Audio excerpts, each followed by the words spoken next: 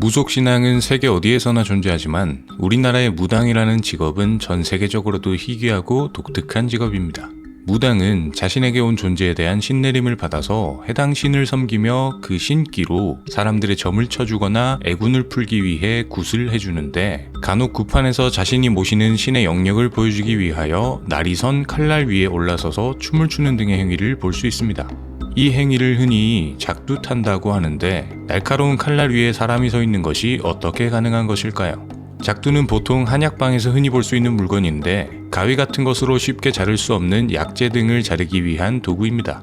이 작두가 무당들의 무구로 사용되는데, 무구로 사용되는 경우 작두는 보통 날이 두 개인 쌍작두의 형태이거나 작두의 칼날로 이루어진 사다리 형태의 모습을 띠고 있죠. 20세기 초반 이루어진 조선 무속에 대한 연구를 보면 학자들이 이 작두타기에 대하여 이해할 수는 없지만 확실히 존재하는 것은 맞다고 말하고 있을 만큼 미스터리한 일 중 하나입니다. 모든 무당이 작두를 타는 능력이 있는 것은 아니고, 무당 중에서도 작두 신령을 모시는 무당들이 이 작두 타기를 할 수 있다고 하는데, 민간에서는 흔히 영혼의 무게는 0이므로 작두 위에 올라서도 칼날에 베이지 않는다고 믿고 있죠.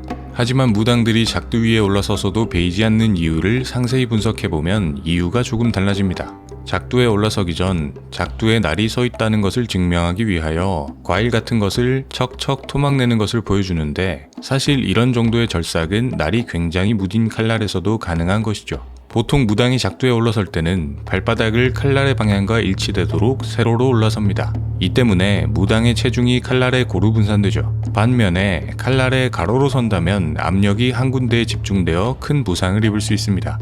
그래서 칼날에 가로로 서는 경우에는 쌍작두의 십자 형태로 서야 하죠.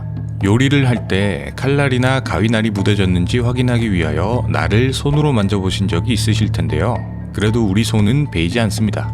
손을 칼날에 대고 문지르지 않았기 때문이죠. 즉, 칼날을 손으로 꾹 누르면 베이지 않지만 꾹 누른 상태에서 날을 따라 손을 쓱 움직이면 바로 날에 베이게 됩니다.